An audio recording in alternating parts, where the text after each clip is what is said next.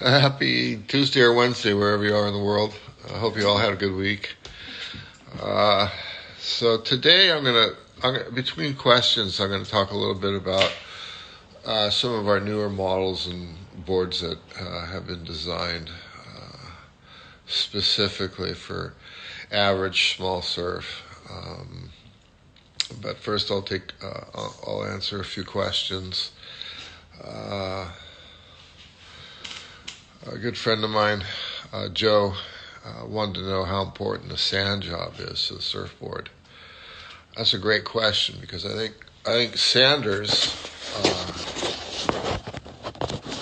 yeah, Sanders. Well, everybody that touches a surfboard along the line, from the shaper, obviously important, but the laminator, there's good laminators and there's inexperienced laminators. Same with hot coaters and sanders. The sanders are the ones that finish the board, and uh, they are, I don't want to say underappreciated, but the sanders are very, very important because what they're doing is they're taking a board that's been fine-tuned by the shaper, and it's been all the fine details in the shape have been subdued. During the glassing process, it's not intentional. It just happens because you're adding more material and you're losing the definition of the edges, the rail contours and such. Um, but good sanders are hard to come by. It does take a long time for them to get it down. Um, they have the job of removing as much of the hot coat as they can without challenging the structure, the strength of the board. Some guys just lightly brush over and just smooth. Other guys take off. As early as my GNS days in the early '70s, every once in a while, I'd do a custom, or I'd do a board for myself, and I get the board and I go, man, this thing's a little heavy. Can you take another half pound off? And Bob Bocci, bless his heart, he said, yes, I'll take it down to as light as possible. And the other problem with that is if you go too far, if you take off too much hot coat resin, then you're compromising the strength of the board. The other key thing is the edges and the transition of the edges. I look at, to this day, I still look at a lot of different shapers boards and check the glass jobs, but a lot of times I don't see a really defined edge and where it starts in the last 18, 20 inches of the board. And that's every inch of the board's important, but that's the key zone. That's the control center back there. And I have, I mentioned this before, Josh Kerr. He used to go, I want my edge to start this far in front of the fins, 4 fingers. So, and other top surfers have mentioned, where they want the edge to start and how rapidly they want it to come into effect. And some people want the edge up a little bit further. Some of it want it tucked a little bit farther back. But that's a great question. The sander plays a very important role in the business of finishing a surfboard.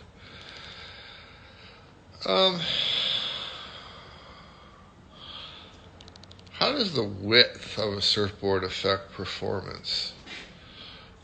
This is a good question. I've touched on this one before too. But if you have,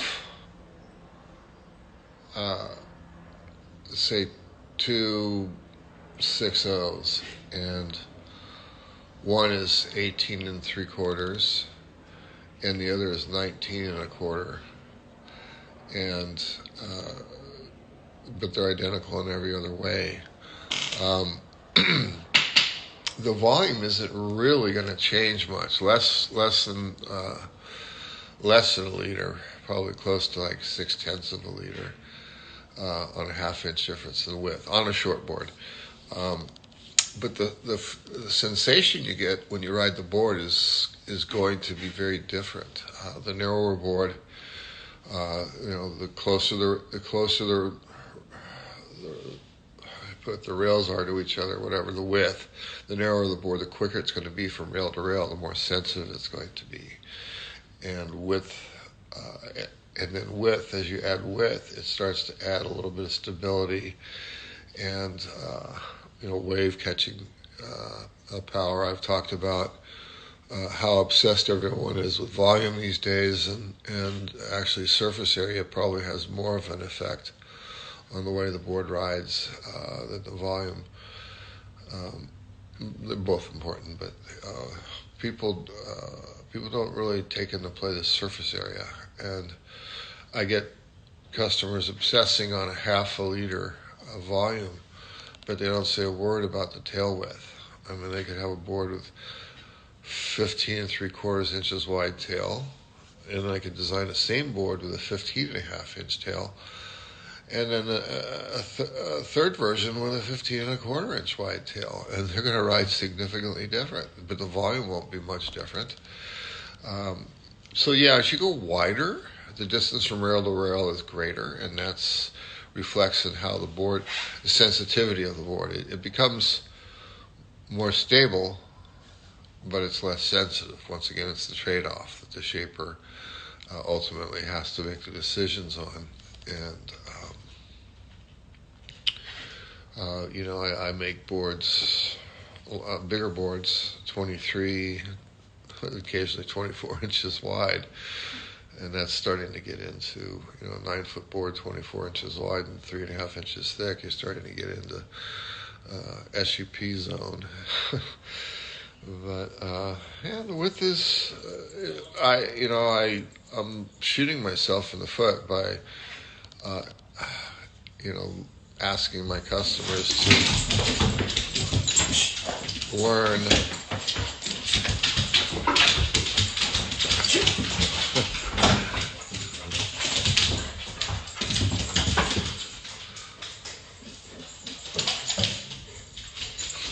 learn about the other key design components in a board, the width being one that's very critical. Rocker. I can, and I'll talk about this a little bit more, the different models, but I design all the models, and while the customer is obsessed on volume, I can change the rocker 1/4 of an inch, especially in the tail, and that will affect the way the board rides dramatically. Not dramatically, but it will definitely affect the way the board rides much more than a half a liter.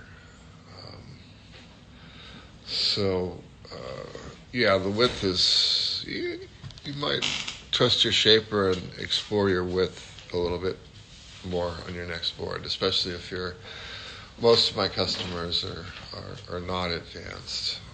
I do boards for advanced surfers, but it's like a pyramid. I was a beginning surfer at one time, and the pyramid is the beginning surfers, the intermediate surfers, the intermediate advanced, and then the advanced, and then the pros.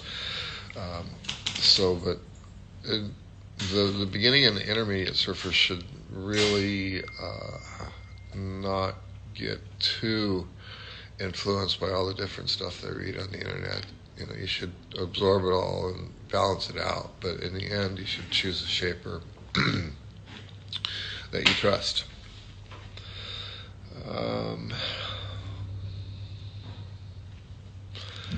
How do you go about designing for very big guys? Start with a stock model, scale and tweak. Well, interesting you should ask that, because I'm a pretty big guy, and most shapers are average size, like 160, 70, 80, maybe 200 pounds, maybe a couple older guys, bigger guys, maybe a little bit more, but I was 6'4" most of my life. I'm starting to shrink a little bit, but in my fighting weight, I was about 215, 220, and gained a few pounds these days over the years, but so yeah, shaping boards for big guys came naturally to me, and I uh, for a while I had a hard time shaping boards for little guys, scaling them down that much, but uh, over time I got it, I think, and with bigger guys that you you really need to, I think, consider the width. Like I just did a couple of boards, an older teen rider yesterday that weighs 215 now. He's a good surfer. He's a great surfer. He weighs 215, but he got a 6'1" that was 19 and 3/4 inches wide, and uh, I got the volume to where he wanted it. It was at the bottom end, but I was really concerned about the width because it was like 19 and 3/4 wide, and the the stability of the board and how it's going to board is about pressing in and getting resistance and then releasing and having the board spring out of a turn, and at some point you're going to overpower the board.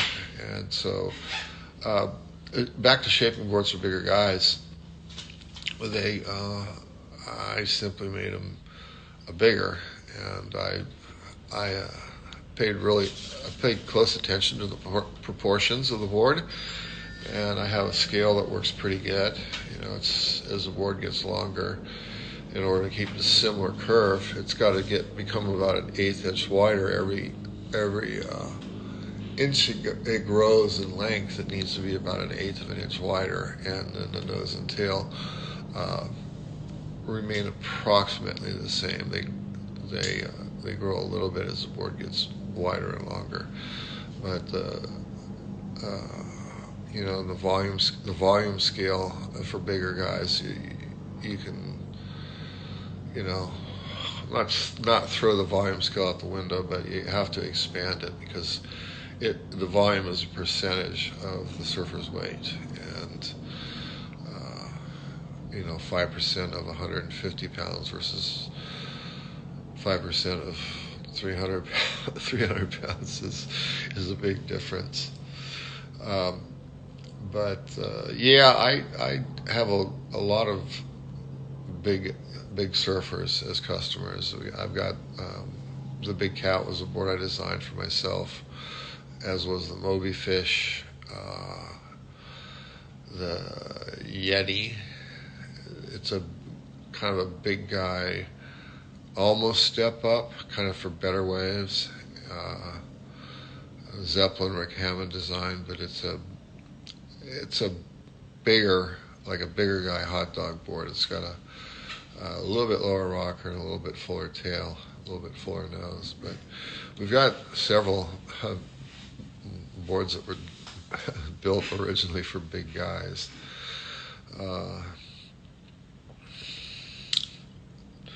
How does the Blackbird compare to other similar types of step-ups and semi-guns?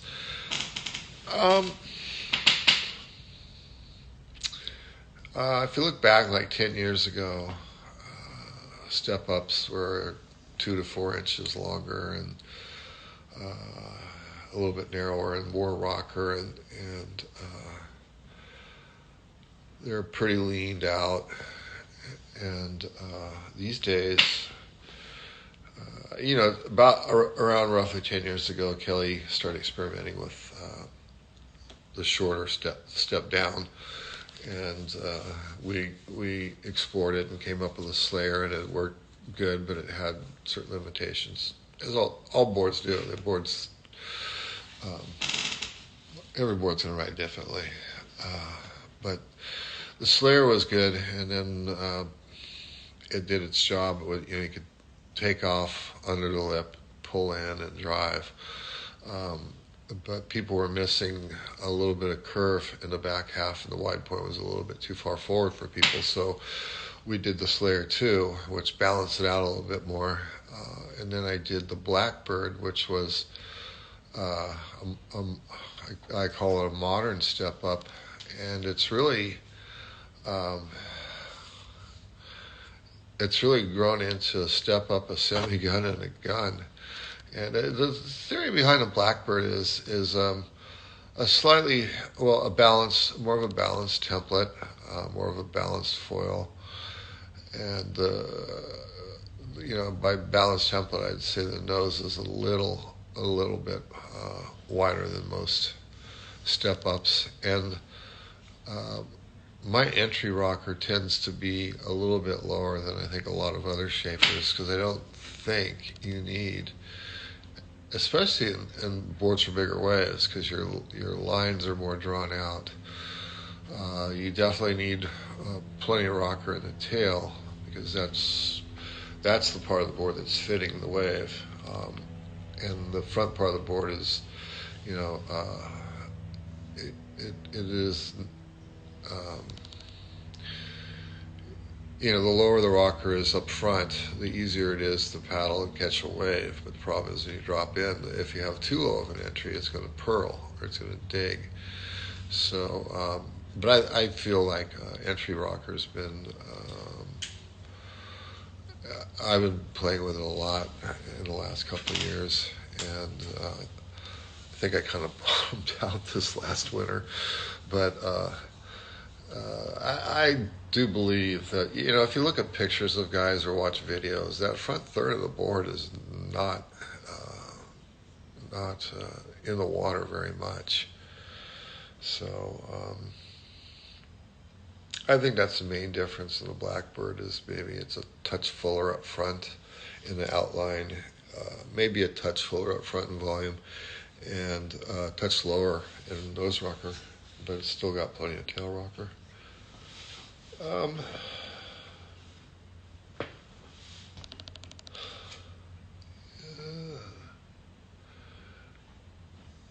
hard rails, soft rails.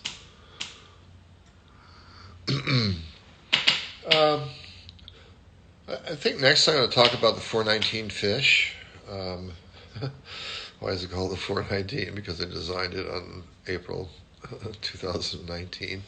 But I've been making fishes. The first board I shaped in fall of '69 was basically a fish with a square tail.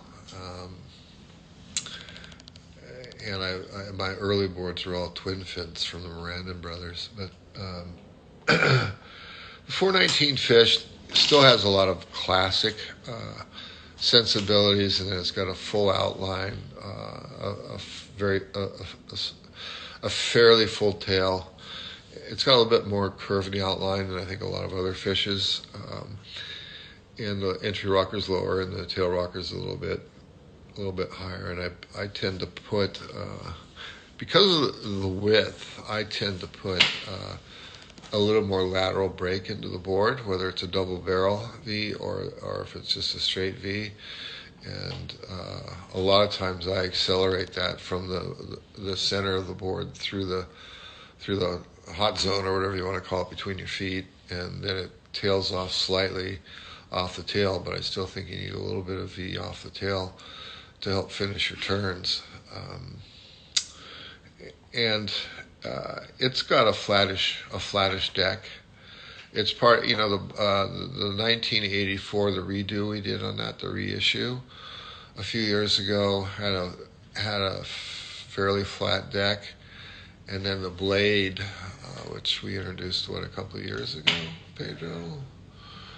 Blade we introduced about 2 or 3 years. I started playing around with it about 3 years ago, but we put it in the market about 2 years ago. The blade has a flat deck, a legitimate flat deck, and people were intrigued by the way it rode and how the flat deck boards. In order to keep the volume similar to a crown deck board, they need to be about 0.2 to 0.25 inches thinner, and that makes you closer to the water. The board gets more flex, and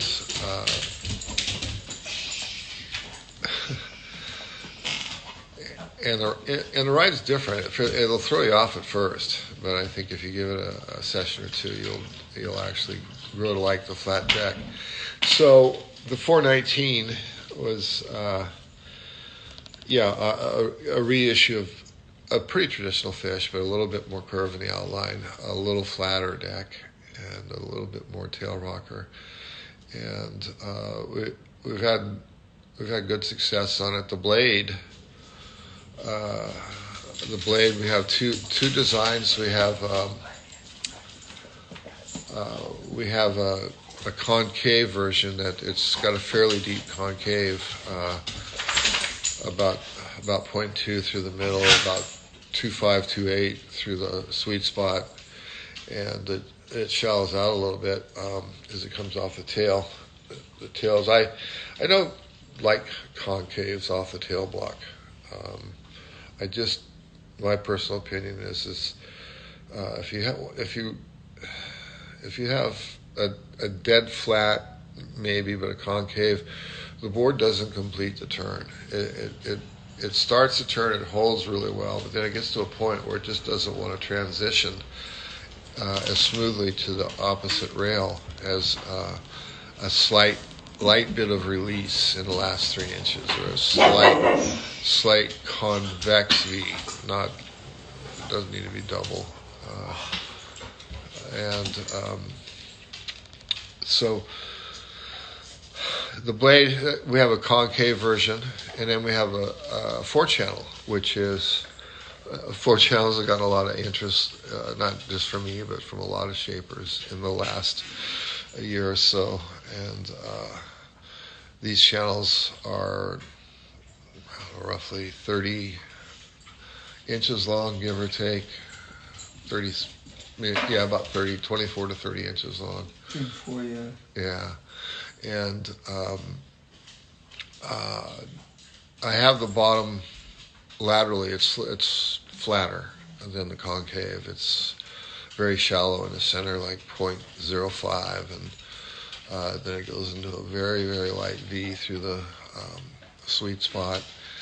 And then there's the 4 channels, and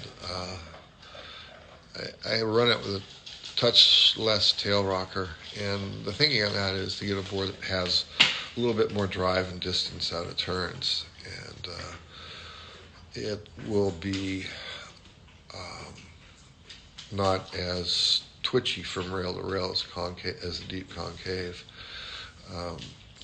But there's quite a few people that have been trying to 4 deep channels these days and getting pretty good feedback from them.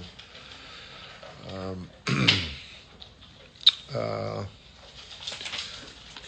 wants to know about what you're doing for Wade Carmichael?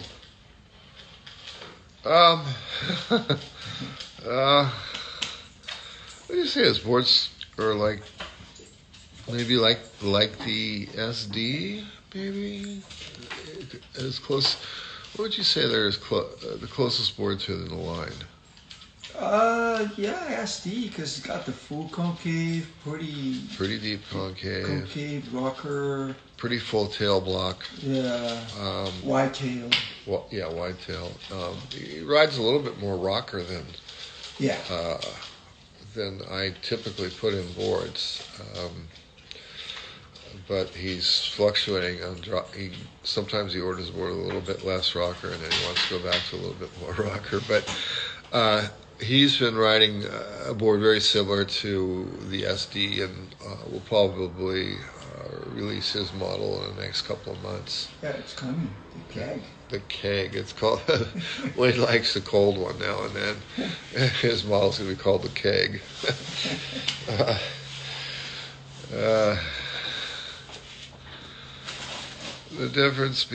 What's the difference between the Dwart and the Dwart 2? Well, the Dwart, I've told that story a million times. It's a fish, basically, with a broken off tail that got turned into a double wing round tail.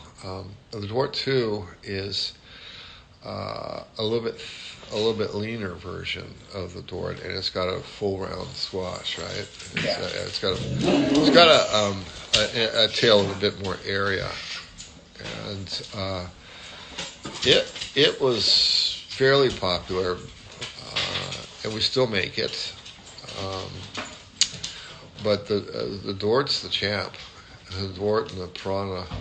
Piranha's turned into the smoothie, and so the Dwart's I got pages and pages of clients that have gotten Dwarts and millions of files of Dwarts. So the Dwart's different enough to where the customer really feels the extra paddle, the glide, the float, but he can turn it. Anyone that's tried a traditional fish or a board that looks like a traditional fish, digs away at glides and catches waves and whatnot, but you really, it's really hard to put a traditional fish up on rail and finish your turn because the tail, the last 6 inches are so straight and so wide. And I've offered up other models like the Hatchet. The Hatchet is kind of a narrower fish, and it's a flat deck board. A flat. It's my dog. Where's the dog? Where's the dog? She wants attention. But anyways, the Hatchet is kind of a swallowtail version of the blade with a fairly deep concave, and it's got a fishtail about 7.5 inches wide. Traditional fish, minimum 10, maybe 11 or 12 inches from corner to corner. And as time has moved forward, I think a lot of shapers have pulled that in from 10 to maybe 9.5 or 9 inches. But the Hatchet is a very flat deck board, and then the Shiv is, the beauty.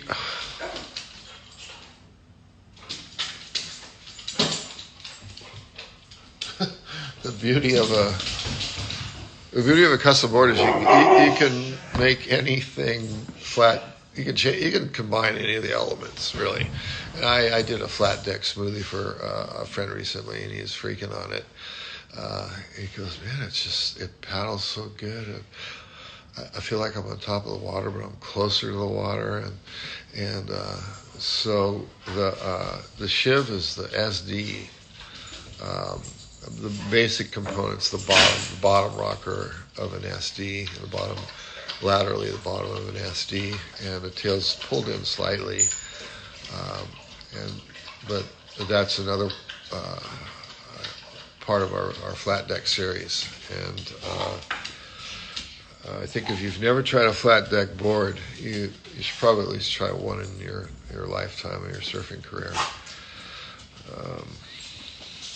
What else we got? A few questions. What the difference between the different tails, like squash, round pin, swallowtails, temp tail? Yeah, I've touched on this before. Like, what differences all the tails make? Like I made a squash tail blackbird for a friend recently. Because he felt, and once upon a time all the shapers used to make step-up boards with a little bit narrower squash instead of a round tail or a round pin. And it's just about how it carries a little bit of extra area back in the last 6 inches. And I've mentioned Dave Barr before at his Shapeshifter project, where he's designed an interchangeable tail. He's got, at least 6, from swallowtail to dovetail, which is maybe it's old slang or something, but swallowtail is kind of a deeper cut, and it's a straight cut or got a slight curve to it. Dovetail is definitely a straight cut, but it's a shallower cut. And then there's a square tail, and then the squash tail, and then the round tail, and then the round pin. And as you go from swallowtail to round pin, the last 6 inches is where most of the difference takes place. And so his tail blocks, I'm not sure exactly how far up the board they go. Maybe to the back of the fin, probably the back of the fin. And so that's like 3 inches and change. But it definitely it definitely has an influence in the way the board rides and turns, and how easy the board goes up on a rail versus how sharp of a direction change you can get, how square your turns can get, or how tight your release is. And generally, the wider tail boards with a straighter rail line in that last 6 inches, they have more area, so they resist a little bit more. They plane a little bit better. And when you go to turn, they kind of fight back a little bit, but then they release and they come up the face, down the face. And as you start to, pull the square into a squash, you're starting to soften it up a little bit. And squash tails, arguably the most popular tail, but then you get a rounded squash, which is, a little bit of flat left in the back. And then the thumbtail, which is a blunt round tail. But the Hopgoods used to love thumbtails. And then the round tail, and then the pintail. The pintail's got the least amount of area, and I don't know. I see the pintail as becoming a very, very specialty tail. I don't want to say it's a dying tail template, but it's certainly a lot less popular than it used to be because a square tail you can have vertical turns, a round tail you have smooth, angular turns. A round pin, when you drop down the face and you turn, it wants to draw the turn out, and it really doesn't want it. It will come up the face, and that's part of the rocker too, and the overall template curve. But the round pin, it's kind of Jerry Lopez. It's pulling and grin, pretty much. And these guys that still want to surf like that, and that's cool. I'll probably say this every Tuesday, but if you have a question about design, take your question and take it to an extreme. Like, well, how's the squash tail going to ride differently than a round tail? Well, think about how a really square tail will ride versus a round pin. And then the shaper's job is to find that middle ground in there for how you want to surf. Same with thickness. Volume again. I still get guys obsessing on half a liter of volume. And you know what? There's about a 5% variance on when the boards come off the machine and after the shaper, whoever he is, shapes the board. Trust me, there's about a 5% variance there. And 5% is a lot more than half a liter. Josh wants to know, how long did canyon boards existed? That's a good question. How long did canyon boards exist?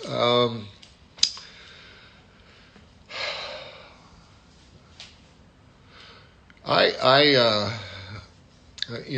started music surfboards when I came back from my trip in Australia in '74, and I had Bill Castor glass them for a while, and more or less he got too busy to glass them, and so I found another glass shop, Canyon. It was right between Pacific Beach and La Jolla in Rose Canyon, so that's a really creative name. But it was, God bless him, he's passed away, but John Durward was glassing boards for about 6 San Diego shapers, and he said, sure, bring your boards in. And over time, he had a shop in OB that carried a few Canyon surfboards that he had shaped, and then he asked me if I would shape some, trade them for glass jobs or whatever. I said sure, and then I got to a point where we're doing, the Canyon boards are starting to become popular, and he said, well, how about this? How about I glass all of your shapes, and you shape all of my board orders, and we'll call them all Canyons. And if it was now, I'd probably say, well, no, we'll call them musics. But so that's how Canyon got started. It was roughly summer of 77, 78.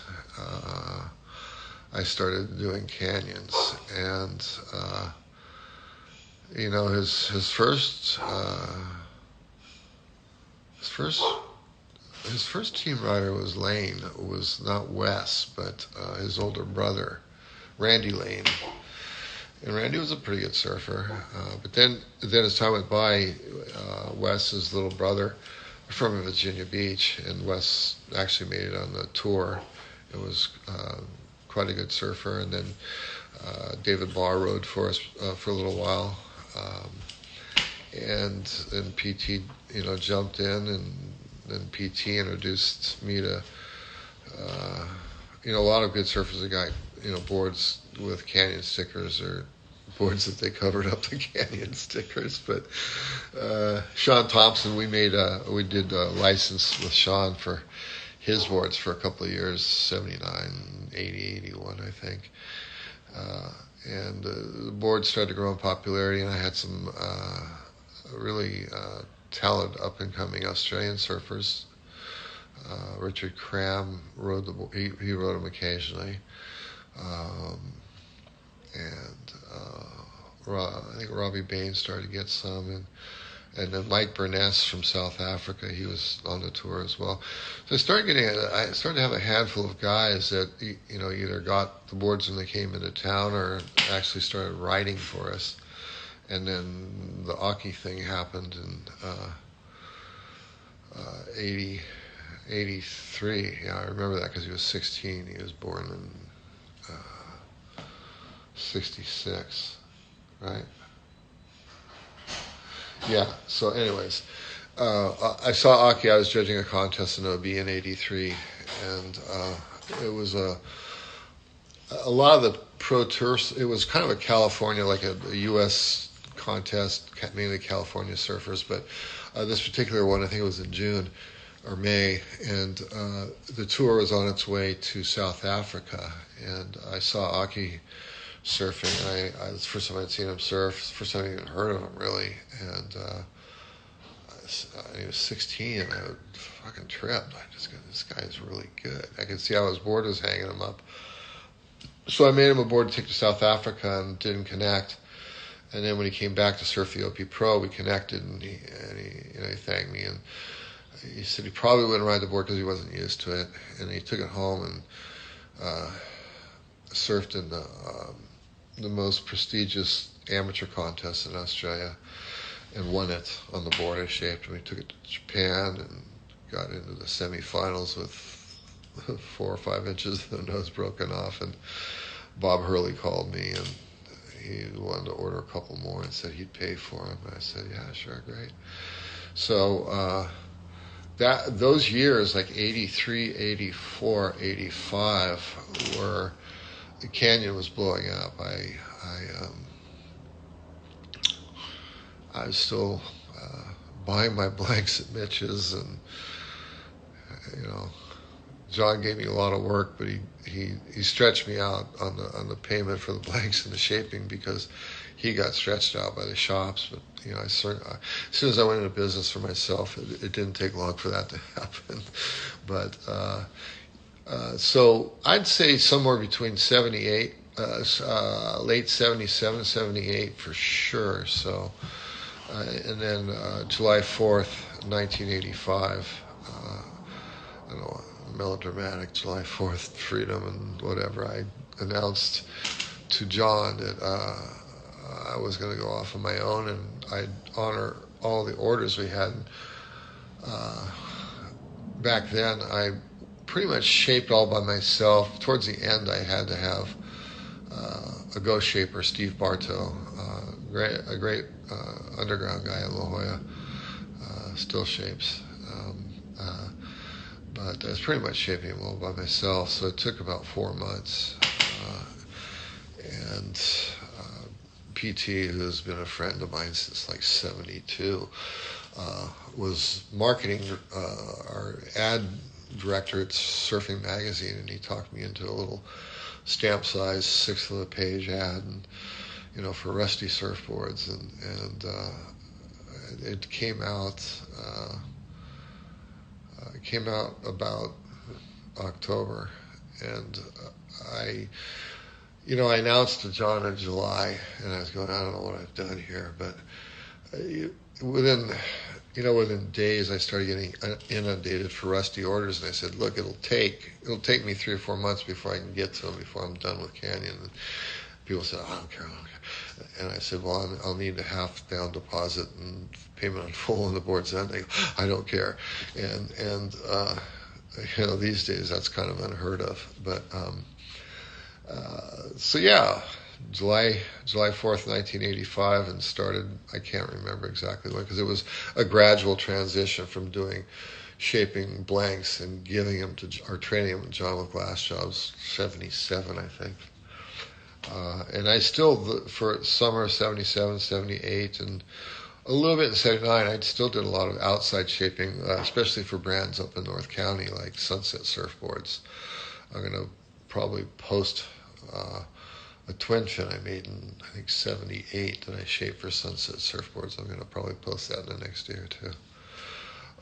But yeah, that was, it was, my first brand was Starlight, and I made about 200 of those with Elliott Raven in the early 70s, and then I got a job with G&S from shaping from 72, 73, 74, music briefly, and then Canyon 77 to 85, and then it's been the R-Dot brand ever since. Darshan is already from Costa Rica. He Yeah. wants to know, what do you think is the best board to compete in Southern California? He comes all the time for competition here. The SD is very, very popular. In terms of performance boards, I think it's about our most popular board. And once again, if you're a more advanced surfer and you want to tweak the rocker, that's not a problem. Changes are not a problem. I can. Yeah. The typical 6-foot SD has maybe 4.5 to 4.6 inches of nose rocker, and I could do a Kelly Slater early 90s rocker and give it 5 3/4 inches of nose rocker. But I'd say the SD, because it's got a fairly deep single in it.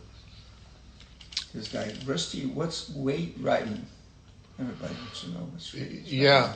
No, Wade's riding a modified SD, and we'll have that board in the marketplace in the next couple of months. The keg. The keg. Yeah.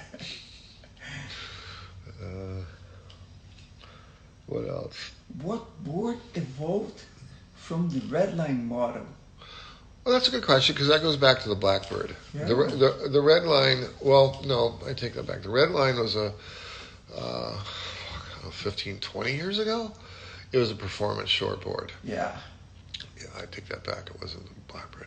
But the Redline was kind of our go-to performance shortboard 15, maybe even 20 years ago. And then as Josh Kerr evolved, we started doing models named after him, like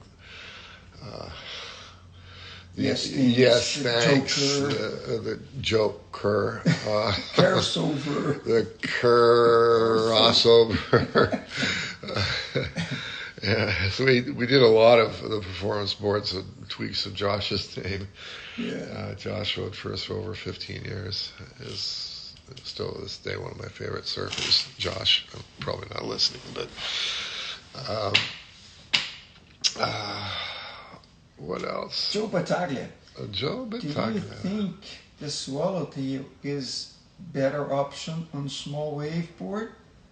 Water displacement drive for Swallowtail? That's a good question. The Swallowtail, as I said before, carries more area in the last 6 inches, and depending on the width, Generally speaking, don't see them much less than 6 inches from corner to corner. Occasionally, a little bit less. Um, but I think it comes down to personal, personal preference. I know Joe's had a few swallowtails lately that he's psyched on, but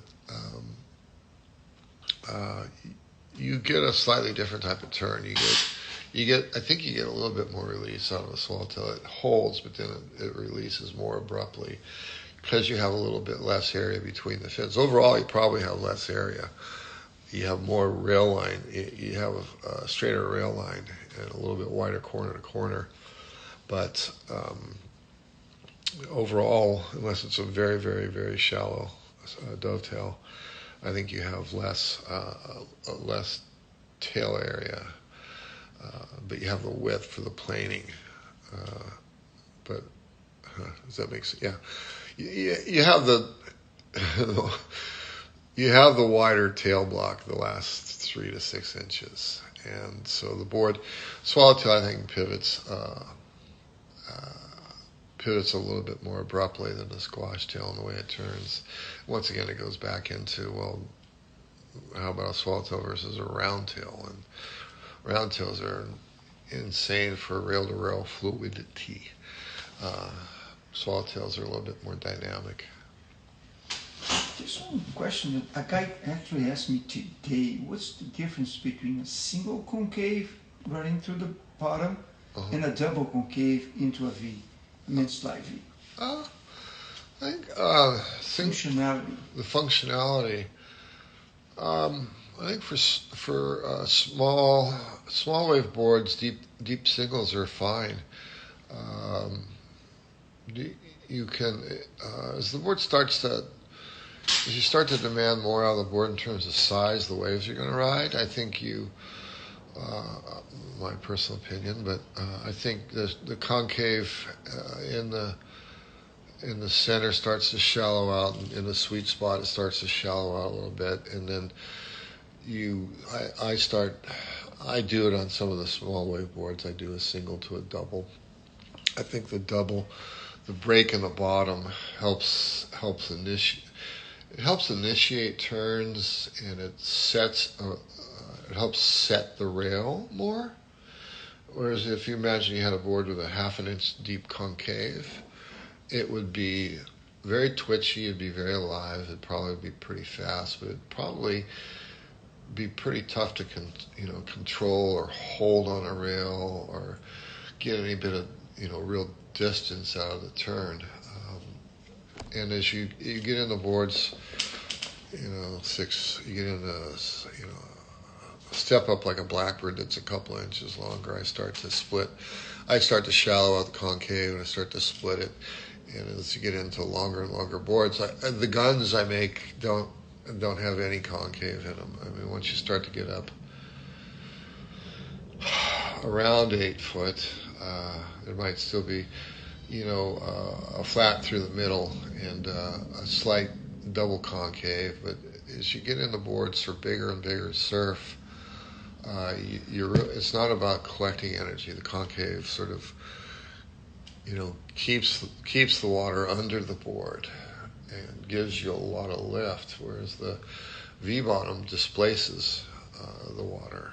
And when you have a wave with a lot of power, you don't want to be generating, at least now, maybe 5-10 years, someone will figure it out. But when you get into bigger surf, I mean, when you have surface conditions, concaves don't like bump.